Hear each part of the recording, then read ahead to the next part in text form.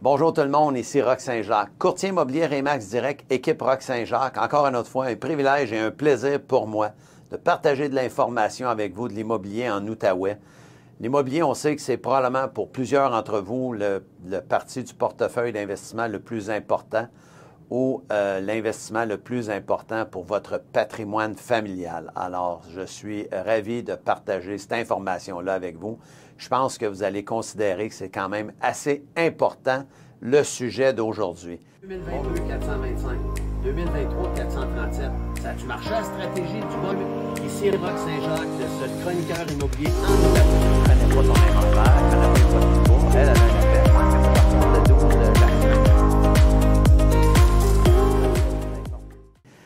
La déclaration du vendeur et l'importance que ça soit bien rempli. Je vais commencer par vous mentionner que c'est en 2010 que c'est devenu obligatoire.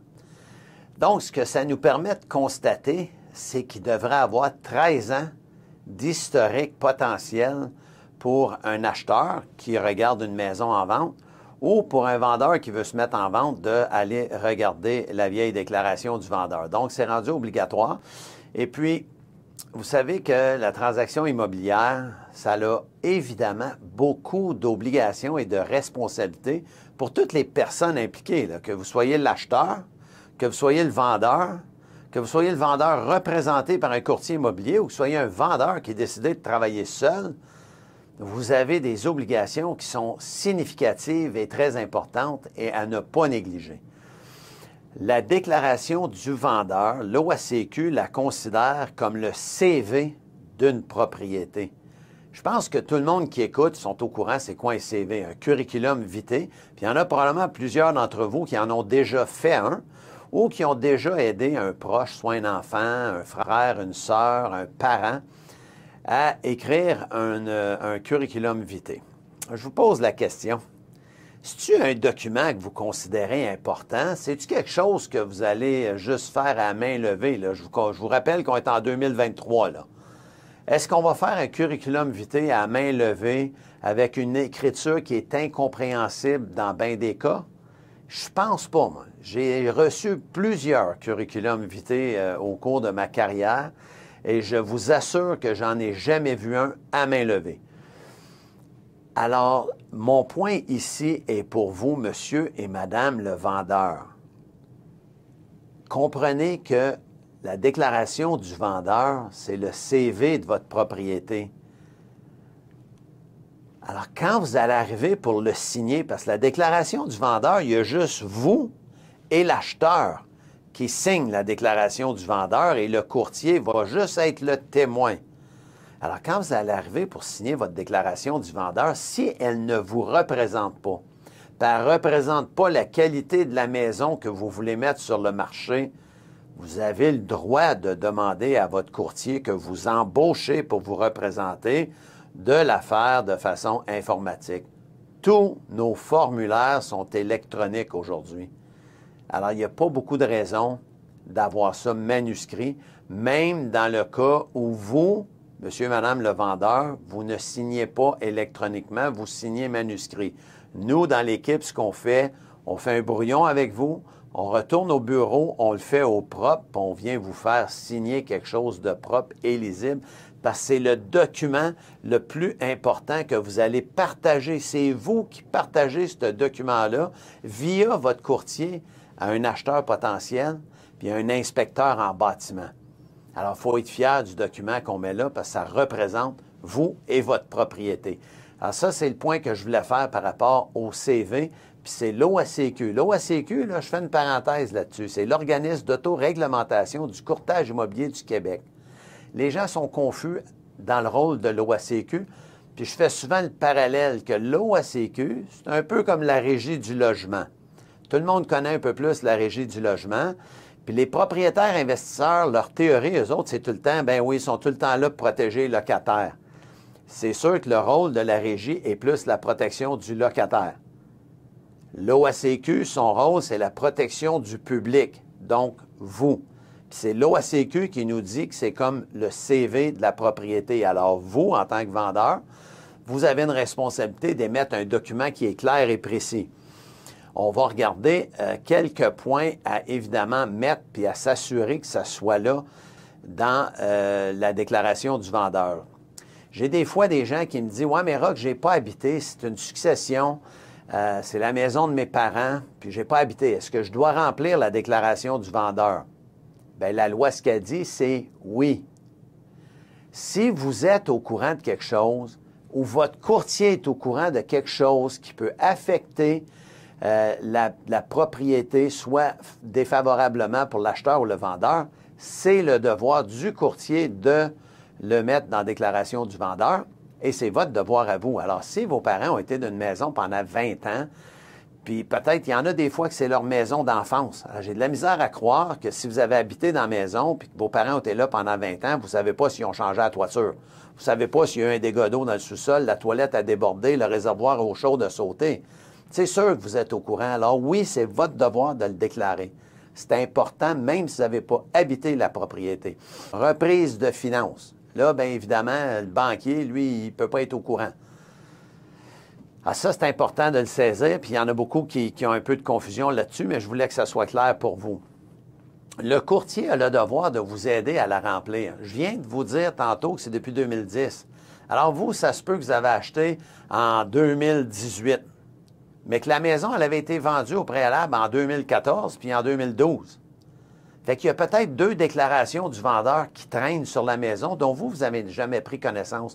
Mais le courtier a le devoir d'aller faire ces recherches-là. C'est pour ça que vous avez un courtier qui vous représente. C'est pour ça que vous payez le courtier immobilier. C'est pour faire des recherches afin de vous protéger.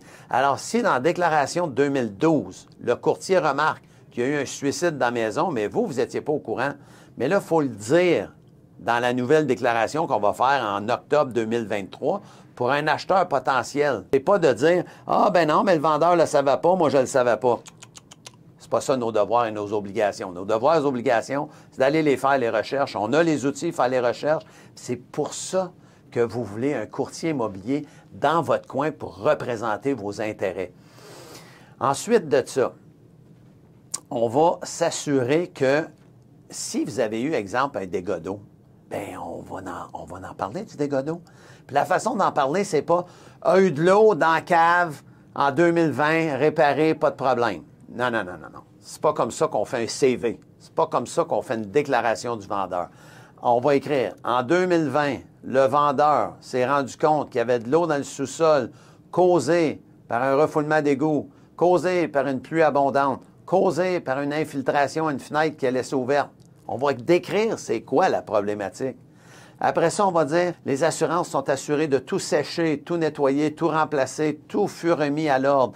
Et depuis ce temps-là, nous n'avons plus de problème. Voyez-vous comment c'est rassurant pour un acheteur?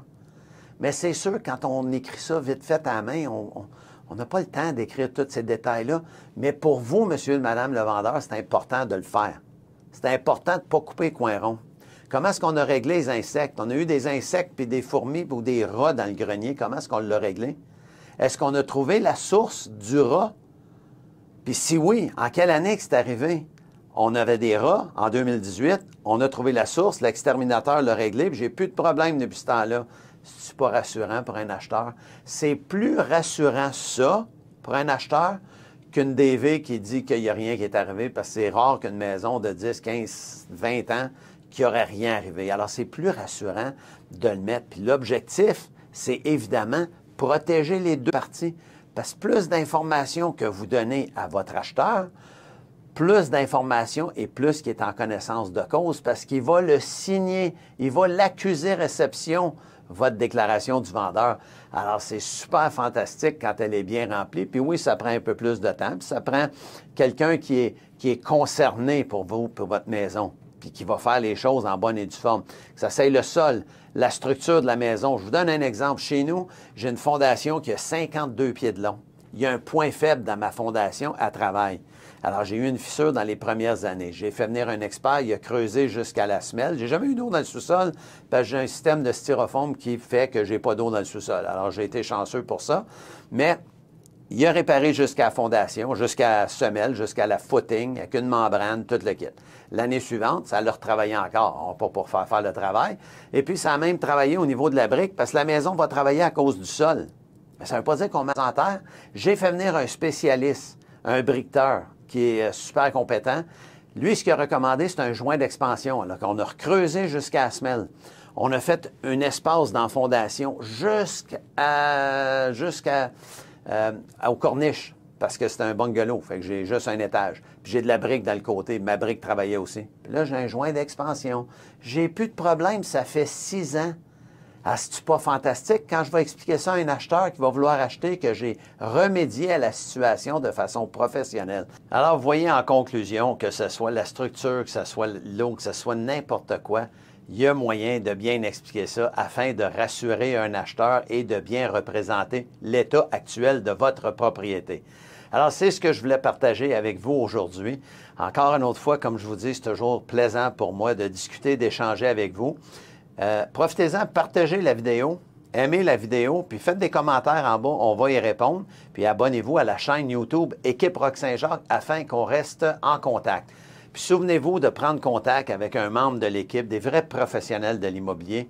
Puis ça va nous faire un plaisir de vous expliquer en détail l'importance de la déclaration du vendeur et c'est sûr et certain qu'on va vous la faire de façon informatisé pour que ça soit clair et précis, comme je dis, pour bien représenter l'état de votre maison et puis pour rassurer un acheteur. Alors, c'est ce que je voulais partager avec vous aujourd'hui. Souvenez-vous que c'est toujours un plaisir et un privilège de vous servir.